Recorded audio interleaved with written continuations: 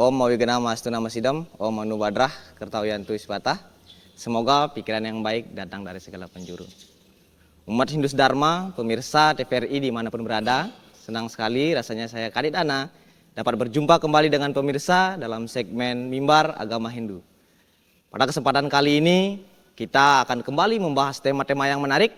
Nah, tentunya tema-tema ini yang selalu dinantikan oleh pemirsa, yaitu pada kesempatan kali ini kita akan membahas tema tentang bolehkah aku menikah lagi. Untuk membahas tema ini, kami sudah hadirkan dua narasumber, yaitu yang pertama ada Bapak Pande Kadek Juliana SS. Beliau merupakan penyuluh muda Kota Kendari, dan beliau juga merupakan Ketua Lembaga Dharma Duta Provinsi Sulawesi Tenggara. Om Swastiastu. Om Pak Pande. Swastiastu. Oke. Napi kader hari ini kone. Astung kare baik nggih. Kita akan membahas tema yang menarik untuk kita diskusikan.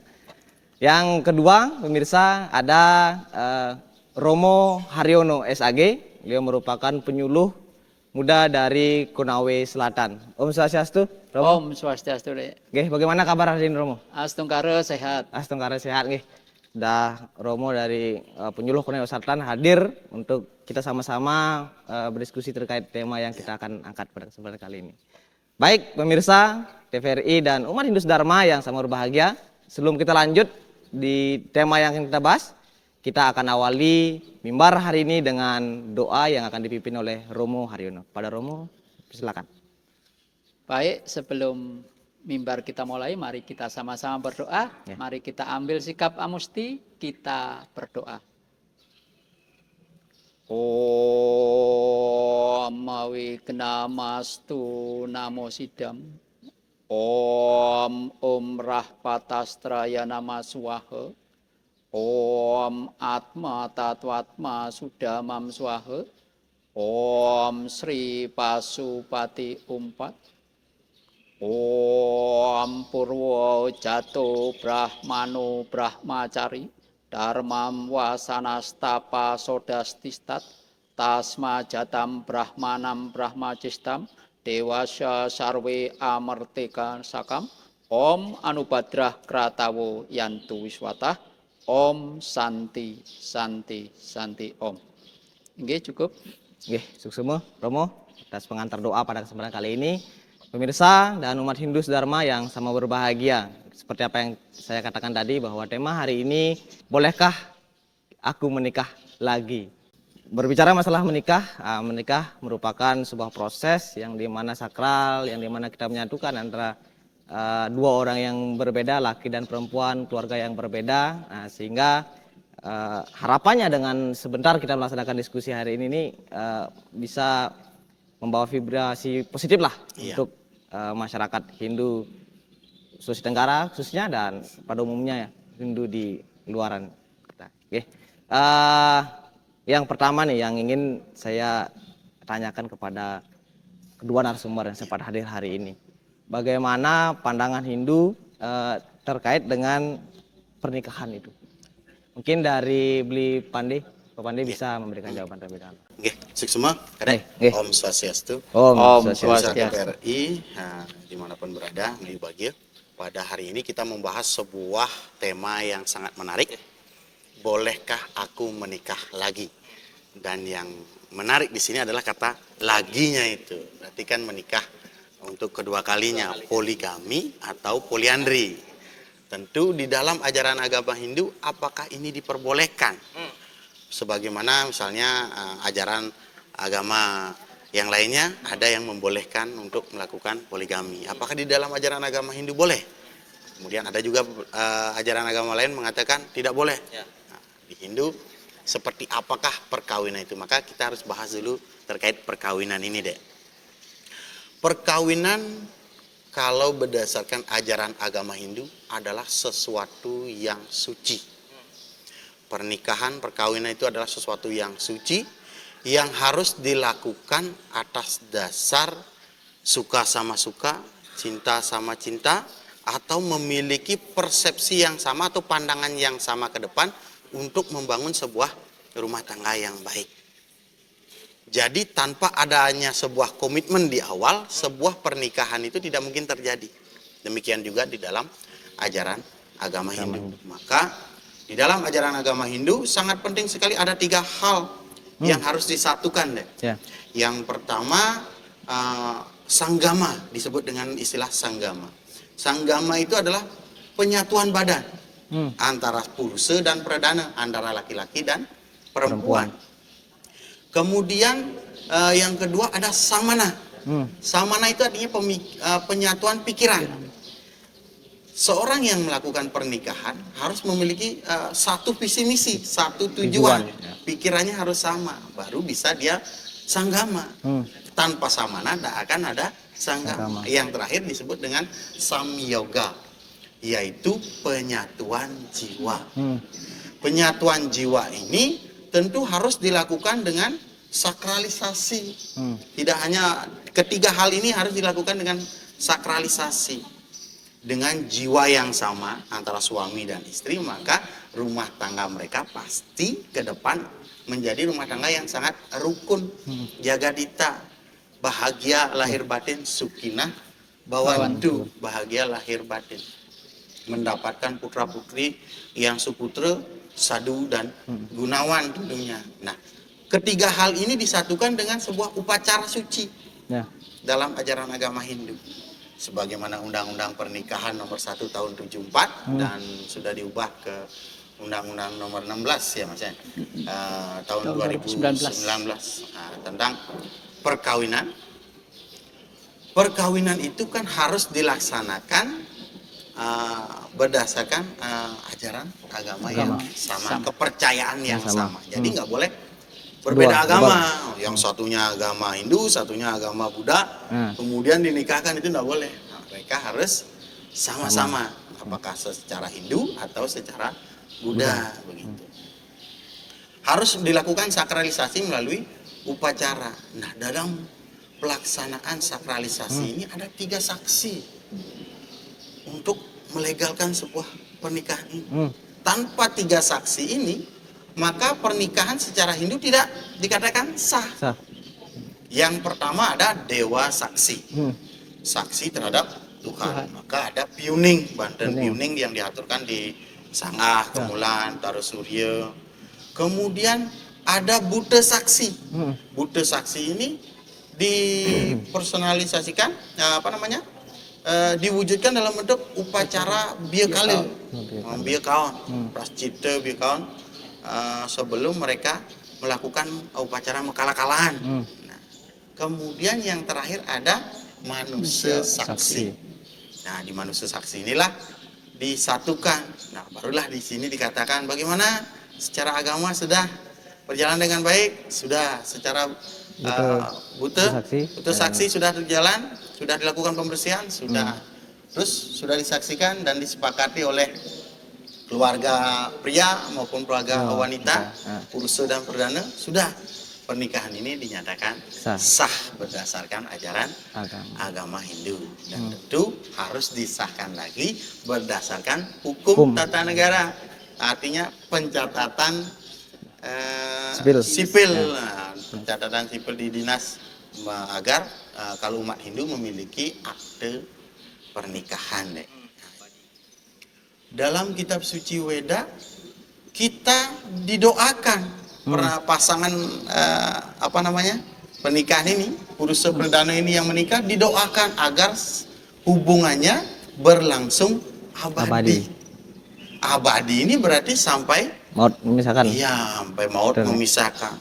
Apabila bisa sampai numitis kembali, reinkarnasi kembali, bisa dijodohkan sama-sama lagi. Nah, itulah dikatakan dalam kitab suci saja kita didoakan untuk hidup abadi bersama. Iya, abadi bersama. Nah, itulah sucinya sebuah pernikahan berdasarkan ajaran Hindu. Mungkin Romo bisa memberikan pandangan terkait dengan bagaimana pandangan Hindu tentang pernikahan ini. Iya. Terima kasih, Dek. Ya. Om Swastiastu. Berkaitan dengan, kita luruskan lagi. Berkaitan dengan perkawinan Hindu. Lebih tepat karena yang kita pakai acuan adalah Undang-Undang Perkawinan. Bahwa di sana perkawinan itu yang harus dilaksanakan sesuai dengan agama dan kepercayaannya Masing-masing. masing-masing. Kalau kita yang beragama Hindu, kita laksanakan upacara keagamanya secara agama Hindu. Bagaimana kalau pasangannya berbeda? Jadi harus memilih salah satu dari agama yang itu. kemudian Tidak boleh nanti pasangannya berbeda diupacarai secara Hindu. Berikutnya pindah lagi ke tempat Yang mempelai lain. yang lain dengan upacara yang lain. Ini tidak boleh, tidak tepat. Ya. Karena undang-undang kita mengajarkan untuk satu keyakinan. keyakinan. Bagaimana kalau ada yang berbeda, maka harus memilih salah satunya. Kalau di dalam ajaran agama Hindu kita salah satunya adalah untuk melaksanakan yajna, Ya. atau yang kita kenal dengan istilah Dharma Sampati. Jadi setelah kita kompak membangun satu keluarga, kita masuk yang namanya di Grihasta Ashram atau kelompok umat yang memilih berumah tangga. Rumah tangga. Jadi ketika kita sudah memilih berumah tangga, salah satu tujuannya lagi adalah melanjutkan keturunan. Ini Praja. atau disebut dengan praja. Oke. Harapannya kalau kita sudah menikah harus memiliki keturunan. Dan keturunan ini harus kita usahakan menjadi putra yang suputra. Tentunya juga melalui proses pendidikan. Nggak mungkin lahir langsung jadi yang paling baik karena tanpa pendidikan yang memadai. Kemudian yang ketiga, tujuan ketiga disebut dengan rati. Rati ini bisa kita sebutkan adalah untuk menikmati kama dan arta. Kama itu apa? Kebutuhan biologis suami istri tersalurkan dengan baik. Dan ada juga yang kebutuhannya supaya tersalurkan tapi mau menunda punya momongan. Ada yang begitu juga. Oh, ada juga turunnya. Ya, tunda dulu. Kita belum siap. Ada yang seperti itu. Kemudian untuk memperoleh harta. Bagian dari perkawinan adalah untuk memperoleh harta agar kehidupan keluarganya bisa lebih sejahtera. Tentu nanti di dalam perjalanan berkeluarga, dalam perkawinannya tentu ada masalah-masalah yang pasti lebih banyak daripada waktu masih sendiri. Karena menyatukan dua unsur, dua orang, dua keluarga besar menjadi satu kesatuan dalam pikiran dan dalam jiwa. Supaya yang dua ini menjadi satu, fokus. Jadi ketika kita sudah melakukan memilih jalan perkawinan, berumah tangga, makanya kita keluar harus satu keluarga saya. Bukan lagi ngomongin keluarga saya kamu dan kamu. Ya. Satu fokus, satu kesatuan jadi keluarga kita. Ini saja deh tambahannya, mungkin nanti kita teruskan karena banyak isu-isu yang menarik. Betul Romo. Sukses semua Romo dan Pak Pande sudah memberikan jawaban terkait dengan pernikahan tadi. Tadi ada yang menarik dari beliau pada sampaikan bahwa yang ada hanya bantahan pernikahan.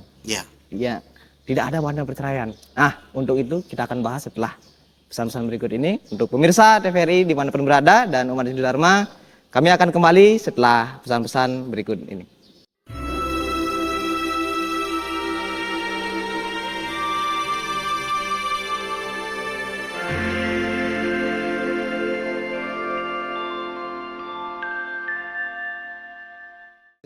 Masih bersama kami dalam acara Mimbar Agama Hindu yang diselenggarakan oleh TVRI Sulawesi Tenggara bekerjasama dengan Badan Penyerahan Hindu Provinsi Sulawesi Tenggara. Masih bersama dua narasumber kita yaitu Pak Pande dan Romo Haryono. Seperti apa yang saya sampaikan tadi, Pak Pande dan Romo, dalam Hindu itu tidak ada yang namanya banten perceraian, yang ada hanya banten pernikahan. Nah, sebenarnya ada beberapa faktor yang menyebabkan terjadinya perceraian itu. Nah, salah satunya adalah perselingkuhan. Nah, menurut narasumber, bagaimana pandangan Hindu terkait perselingkuhan? Mungkin dari Romo bisa memberikan jawaban terlebih dahulu. Oke, silakan Romo. Baik, terima kasih Dek. Hmm.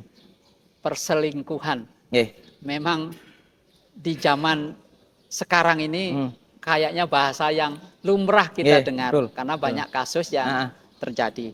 Ah. Bagaimana Hindu menanggapinya? Nah, betul. Jangan sampai kita terbawa istilah-istilah selingkuh, selingan indah keluarga utuh. Nah, jangan sampai ke bawah ke sana. Jangan sampai kita ke bawah ke sana karena Bahasa pembenaran Romo ya? iya, bahasa-bahasa pembenaran untuk menyimpang dari tatanan perkawinan itu sendiri. Betul. Karena kitab suci kita sudah mengajarkan jangan jemu-jemunya menjaga perkawinan itu supaya tidak cerai. Ketika perselingkuhan, ketika sudah melakukan penyimpangan, maka usaha itu terbatalkan. Karena usaha untuk tidak jemu-jemunya ini sudah kita langgar, kita tidak jadi bisa melangsungkan perkawinan itu dengan baik. Jadi agama sangat tidak mendukung, bahkan tidak menganjurkan kalau harus Bercerai. berselingkuh. Oh, berselingkuh. Berselingkuh dulu. Ya, betul. Karena ini penyimpangan. Nanti ada pedoman-pedoman khusus lagi. Ya. Karena ada tatanan-tatanan bahwa perkawinan keluar artinya mau berkawin lagi, Ya. ada tatanan-tatanan seperti iklan, seperti kuis, Ya. seperti undian, syarat dan ketentuan berlaku. Nah, ini yang harus kita kenali dulu. Apa sih nanti syarat-syarat dan ketentuannya? Seseorang itu boleh keluar atau menikah lagi. Nah, saya pikir itu dulu. Mungkin Pak Pandi nanti tambahkan lagi. Semua Romo atas jawabannya berkaitan dengan pandangannya berkaitan dengan perselingkuhan. Mungkin dari Pak Pandi bisa menambahkan bagaimana perselingkuhan tersebut. Jadi begini Dek, dalam kitab Menawa Dharma Sastra Adhyaya 9 Seloka 45 berbunyi seperti ini. Etawan ewa puruso yajaya atma prajetiha wiprah pratus tata caitat yo barta sasemertangana. Ya artinya seorang laki-laki menjadi disebut sempurna jika terdiri dari 3 yang menjadi satu. Yaitu dirinya sendiri sebagai suami, kemudian istrinya seorang dan keturunannya. Jika ini dipahami, isi dari kitab Menawa Dharma Sastra ini dipahami betul bahwa dalam hubungan keluarga yang sempurna itu adalah seorang suami, istri dan adalah menyelamatkan keturunannya. Maka harusnya mereka mengusahakan di dalam keluarga tidak pernah ada kata selingkuh atau tidak mencoba-coba mendua hati, baik itu si suami maupun si istri. Dan ini dikuatkan dalam Menawa Dharma Sastra Adhyaya 9 Seloka 101 yang mana disebutkan hendaknya supaya hubungan yang setia berlangsung sampai mati. Ini harus dimengerti sebagai hukum yang tertinggi bagi suami istri. Hukum tertinggi. Hubungan ini harus dijaga sampai mati. Jadi kalau ada istilahnya perselingkuhan, maka tentu ini akan menyebabkan sebuah perceraian. Dan ini lagi ditegaskan dalam Menawa Dharma Sastra Adhyaya 9 di Seloka 102 selanjutnya, yaitu hendaknya laki-laki dan perempuan yang terikat dalam ikatan perkawinan mengusahakan dengan tidak jemu-jemunya agar mereka tidak bercerai dan tidak melanggar kesetiaan antara satu dengan lainnya. Tidak melanggar kesetiaan antara satu dengan yang lainnya. Berarti tidak boleh dong selingkuh. Masa boleh selingkuh? Kitab suci saja sudah mengatakan bahwa jangan dilakukan. Apalagi kita teringat lagi deh, Romo, sebuah penyampaian dari rohaniawan suci kita yang sudah nuwate, hidup dan gunung dalam Dharma Wacananya, bahwa dikatakan tidak ada banten apapun, tirte apapun untuk membersihkan dosa orang yang suka selingkuh. Memang Banten Prayascita Durmengala bisa membersihkan badan. Bisa membersihkan badan dari orang yang melakukan cedera selingkuh ini. Tetapi dosanya tidak terhapuskan. Maka dari itu janganlah pernah kita melakukan perbuatan perselingkuhan ini. Dia tidak akan memiliki ketenangan di dalam jiwanya. Gitu. Itu deh perselingkuhan di dalam ini. Perselingkuhan ternyata banyak sastra yang tidak membenarkan hal itu ya. Jadi pemirsa dimanapun berada dan pemirsa TVRI yang sangat berbahagia, apa yang disampaikan tadi itu bisa menjadi catatan untuk kita ya, untuk mau laki-laki maupun perempuan bahwa selingkuh itu sangat tidak dianjurkan. Bahkan bukan hanya di dalam sebuah hubungan pernikahan saja dia. Mungkin ada masa di sebelum pernikahan itu ya kita biasakan untuk tidak melaksanakan hal itu sehingga ketika menjalani hubungan pernikahan bisa berjalan dengan baik. Baik pemirsa, kami akan lanjutkan diskusi kami pada kesempatan kali ini, yaitu kita mengambil tema tentang bolehkah aku menikah lagi. Ya tentunya ada beberapa istilah berkaitan dengan menikah lagi nih, yaitu ada poligami dan poliandri. Menurut narasumber, bagaimana pandangan Hindu terkait dengan poliandri dan poligami? Dari Bli Pandi bisa memberikan jawaban. Iya, terima kasih. Seseorang yang diizinkan menikah lagi lebih daripada sekali deh. Nah ini dah yang mungkin ditunggu-tunggu oleh pemirsa. Oh ternyata di dalam ajaran Hindu ada boleh juga ya? Ada disebutkan boleh menikah sekali yang disebut dengan jalan Kresna Brahmancari. Hal ini dilakukan dengan ketentuan, tentunya ada syarat dan ketentuan yang seperti dibilang Romo Haryono di awal. Iya, ada syarat ketentuannya.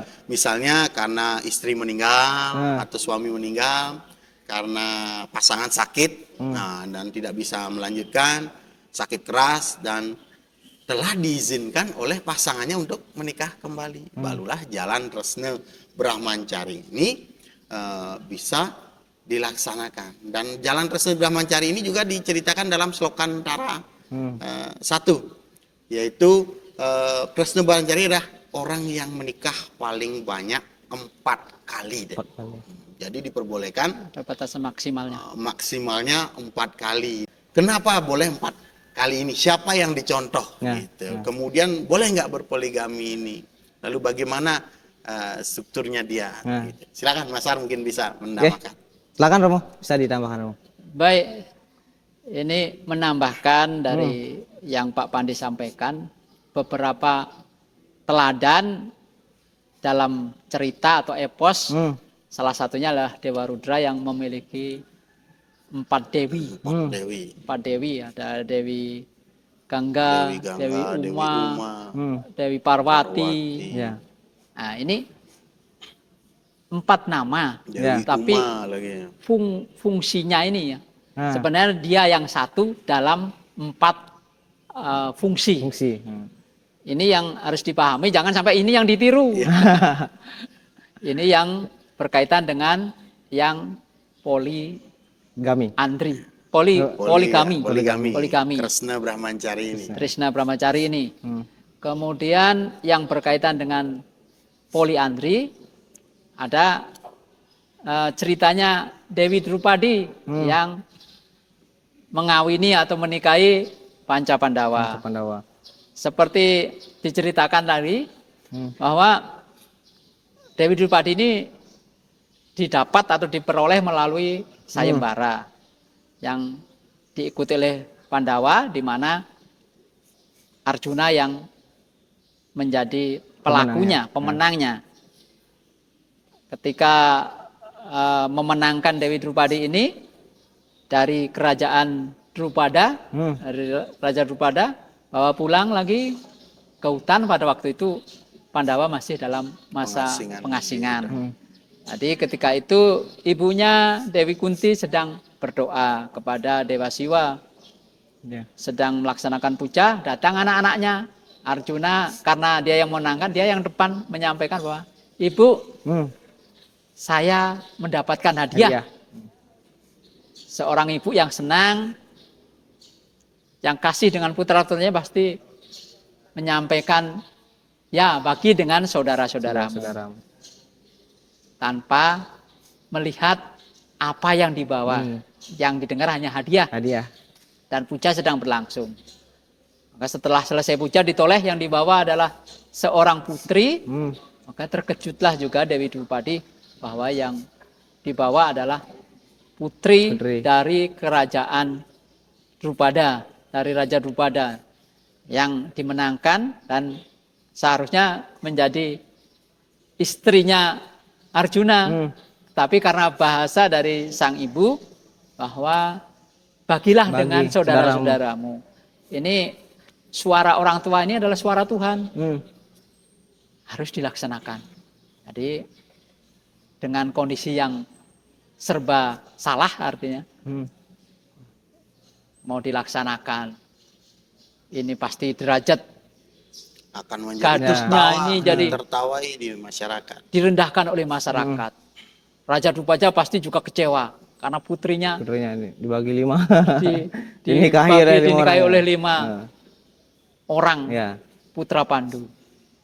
Jadi setelah konsultasi harus dilaksanakan bahwa Drupadi harus menikah dengan Panca Pandawa dengan rekomendasinya tadi dari Krishna dan Bagawan biasa selaku para bijaksana di keluarga Kuru.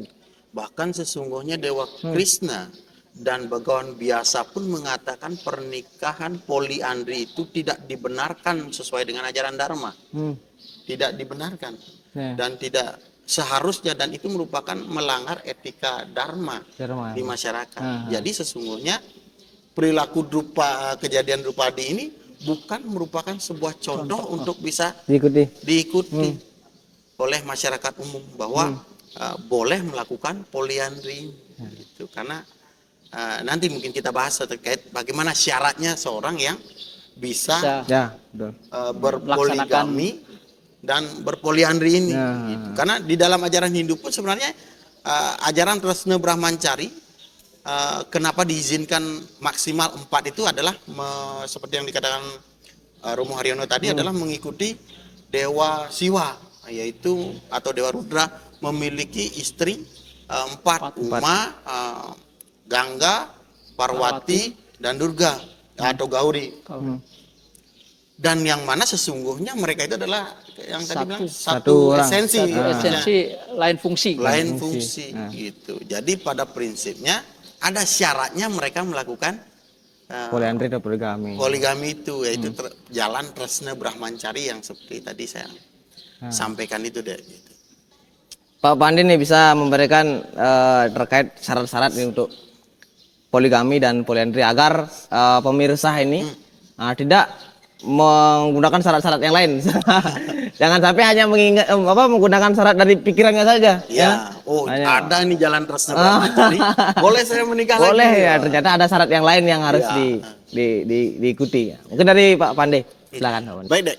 Jadi Menawa Dharma Sastra Adhyaya 9 Sloka 80 menyebutkan bahwa wanita yang minum alkohol bertabiat buruk, kemudian suka menentang, berpenyakit, penipu atau menyia-nyiakan, dan pada setiap saat ia dapat digantikan dengan istri yang lain.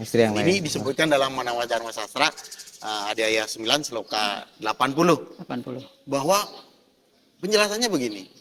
Wanita yang tidak jujur, wanita yang suka berbohong, bertabiat buruk, suka minum alkohol, tentu tidak akan bisa menjadikan keluarga itu sebagai keluarga yang jagadita, keluarga yang sukinah bawantu.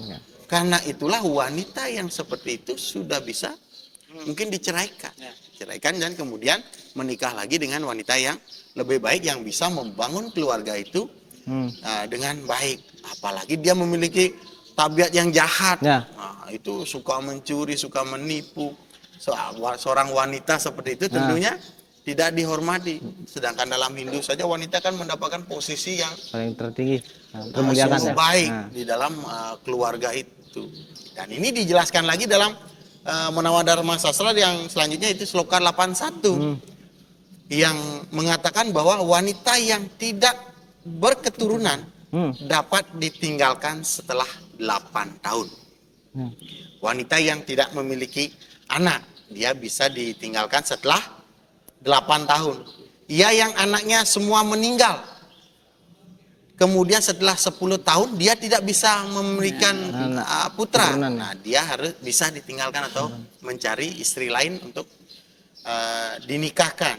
Kemudian ia yang hanya mempunyai seorang anak perempuan saja, dan dalam waktu 11 tahun dia bisa dicarikan istri lain. Nah, tetapi wanita yang suka bertengkar, nah ini tidak menunggu waktu deh, tinggalkan saja. Jadi ini bisa jadi catatan ini berarti Bu Pandia, untuk wanita-wanita di luar sana. Untuk jangan cerewet, betul, dalam keluarga dengan suami. Karena dalam Menawa Dharma Sastra disebutkan bahwa wanita yang suka bertengkar dengan suaminya sudah suka cari masalah tidak usah hasilnya. ditunggu berapa tahun lagi atau berapa bulan lagi, boleh ditinggalkan. Tapi begini deh, ini perlu dijelaskan sedikit tentang terkait keturunan ini. Seperti yang dijelaskan Romo tadi, bahwa tujuan pernikahan adalah praja. Salah satunya praja, yaitu menghasilkan keturunan yang suputra sadu gunawan. Jika tidak ada keturunan, maka siapa yang melanjutkan terah keluarga tersebut? Siapa yang melakukan yadnya? Siapa yang akan melanjutkan kebiasaan rutinitas daripada keluarga tersebut? Ada sanggah, kemulan, dan lain-lain. Maka dari itulah ada syarat seperti ini. Yang kedua terkait anaknya meninggal. Nah, karena anak meninggal tentu harus ada keturunannya. Kemudian yang ketiga, anak perempuan. Ketika anaknya perempuan. Nah, di dalam kebiasaan kita sistem patrilineal, anak laki-laki itu adalah menjadi sangat penting dalam menjalankan tradisi dharma di dalam keluarga ini, sehingga dia harus ada. Sehingga di zaman dulu sloka ini diadakan. Anak perempuan juga bisa melaksanakan pekerjaan laki-laki. Itu yang menjadi poin utama. Nah, yang terakhir itu yang suka berdebat dengan suaminya, suka bertengkar, sudah tidak menunggu waktu yang lama. Ya, artinya tujuannya adalah supaya di dalam keluarga itu tidak ribut, supaya harmonis. Sebenarnya menghindari keributan-keributan itu, bukan malah memancing sebuah keributan. Nah, pemirsa, tadi sudah dijelaskan ya syarat-syarat untuk poligami. Untuk pertanyaan, nanti perempuan gimana? Boleh enggak ini? Kita akan bahas setelah jeda pariwara berikut ini. Pemirsa TVRI dan umat Dharma, jangan kemana-mana karena akan kembali setelah pesan-pesan berikut ini.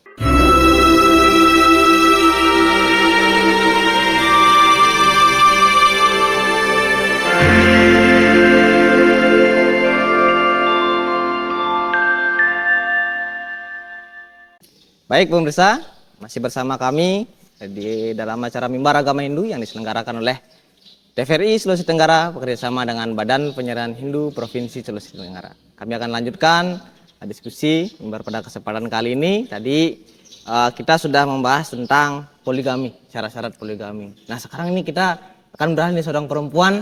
Nah, apa nih syaratnya? Bisa atau enggak ini?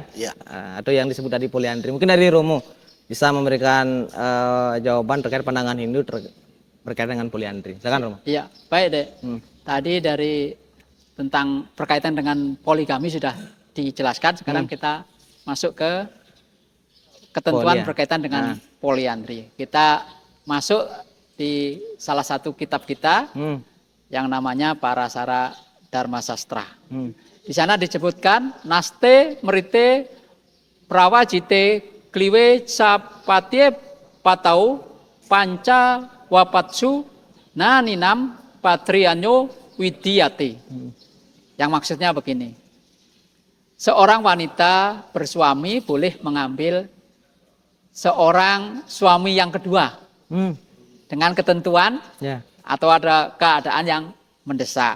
Misalkan bila suaminya yang pertama satu meninggal, kedua suaminya pergi bertapa. Tidak jelas ini kapan, kalau sudah memilih jalan sannyasa, sudah biksuka bertapa, Ya. tidak tahu kapan kembalinya. Biasaan India ini. Ini yang di India yang masih Biasa gitu, berlangsung. ya. Kemudian suaminya itu semena-mena. Kalau sekarang KDRT itu, kalau sudah keterlaluan tinggalkan. Memang sudah tidak layak ditemani. Betul.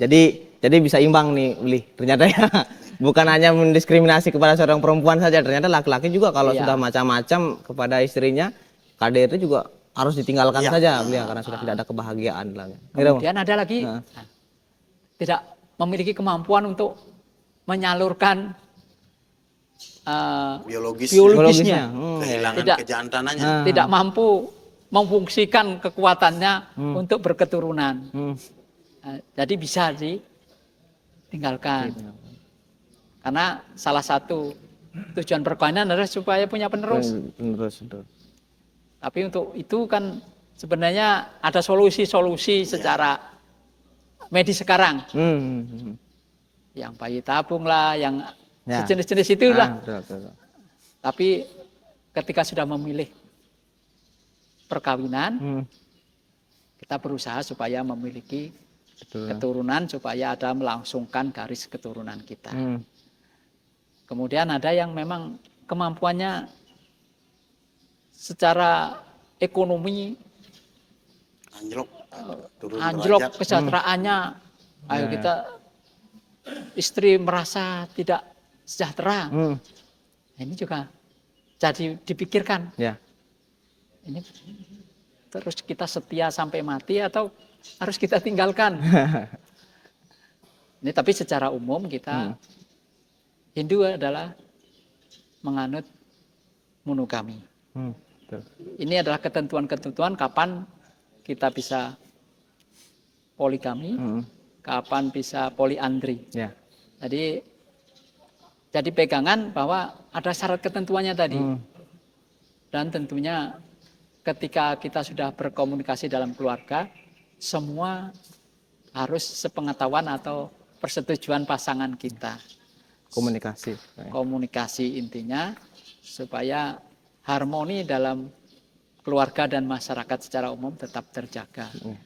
Ketika kita main belakang biasanya akan jadi masalah di belakangnya lagi. Jadi kalau mampu kita berkomunikasi dengan baik, tentu ini akan memberikan vibrasi yang baik dalam kehidupan kita bersosial kemasyarakatan dan hubungan kekeluargaan antara dua yang besar ini, keluarga Purusa dan keluarga Berdana ini, supaya tetap terjalin harmoni walaupun nanti karena situasi itu harus memilih berpisah, walaupun tidak ada banter berpisahnya. Karena di Hindu kan tidak ada upacara menceraikan. Yang ada upacara perkawinannya ada, tapi upacara menceraikan tidak ada. Karena kita di awal sudah dimulai agar kita setia sampai akhir hayat, rukun, mampu memiliki putra yang suputra. Ini beberapa hal yang berkaitan dengan poliandri tadi persyaratannya, Dek. Baik, Suksema Romo. Pemirsa, jadi disampaikan tadi bahwa syarat-syarat itu adalah jika sudah memang mendesak sekali. Nah, dia tadi sudah dengan pertimbangan. Pada prinsipnya, dalam ajaran agama Hindu itu menganut asas monogami, menikah hanya sekali. Akan tetapi tidak menyalahkan poligami dan pada prinsip tidak ada satupun sloka ataupun mantra dalam kitab suci Weda yang melarang umat Hindu untuk melakukan poligami atau poliandri. Namun dalam kitab suci agama Hindu, mantra-mantra Weda, dalam Rigveda, semuanya menuntun pasangan suami istri dalam agama Hindu untuk selalu mengusahakan kehidupan yang rukun sejahtera dalam satu keluarga. Tidak ada istilahnya mendua atau melakukan selingkuh di dalam keluarga. Mereka harus mengusahakan di dalam keluarga itu tidak ada kata cerai. Namun di dalam ajaran agama Hindu ada tuntunan bagi mereka yang memang tidak bisa untuk menghindari poligami atau poliandri itu. Semisalnya seorang perempuan yang ditinggal mati suaminya, dia kan sudah disebut janda mati, sehingga dia bisa untuk menikah lagi. Dalam ajaran agama Hindu, para Sara Dharma Sastra menyebutkan hal tersebut tadi. Jika salah satunya mati, suami meninggal, boleh untuk menikah lagi. Berarti dia dalam status keadaan janda mati, yang mana janda suaminya meninggal. Nah, yang kedua tadi disebutkan ketika suaminya semena-mena, KDRT, kekerasan dalam rumah tangga. Tidak ada KDRT yang bisa dimaafkan. Itu harus diproses, baik di dalam hukum ataupun hukum pidana maupun hukum perdatanya selanjutnya. Itu harus diproses, karena yang namanya KDRT itu sebuah sifat alami dasar. Kalau sekali, 2 kali, 3 kali sudah KDRT, tinggalkan. Jangan mempertahankan sesuatu yang menghancurkan perasaan dari salah satu keluarga itu. Ketika satu hancur, maka dalam keluarga itu tidak ada yang namanya keutuhan. Singyak mebatun buluan deh, membesikan. Gitu. Jadi sudah terpecahkan. Jadi pada intinya berpoligami pun tidak dilarang dalam ajaran agama Hindu. Namun bukan sebuah anjuran, akan tetapi sebatas tuntunan. Gitu deh. Semua Dipande dan Romo sudah memaparkan terkait dengan poliandri dan poligami. Nah, jadi kalau misalnya nanti ditanya bolehkah bolehkah aku menikah lagi? Nah, jawabannya tadi beliau syarat-syarat dan ketentuan-ketentuan yang sudah berlaku, sehingga memungkinkan untuk melaksanakan pernikahan kembali, entah itu poligami ataupun poliandri. Nah, pemirsa, apa yang kita sampaikan hari ini bisa bermanfaat untuk masyarakat di luar sana, bisa menjadi pedoman, tuntunan untuk menentukan pilihan yang akan diambil ketika terjadi hal-hal yang seperti disampaikan tadi. Sebelum kita tutup hari ini, kita akan tutup dulu dengan doa kepada Romo Haryono. Saya persilakan. Baik, mari, karena tadi kita awali dengan doa, mari kita juga akhiri pertemuan kita dengan doa. Mari ambil sikap musti, kita berdoa. Om Mawignastu Namo Sidam. Om Mantra Hinam Kriya Hinam Bhakti Hinam Maheswara Yatu Cita Maha Dewa Paripurnam Tat Astum. Om Dewa Suksma Parama Acintyaya Namaswaha. Om Santi Santi Santi Om.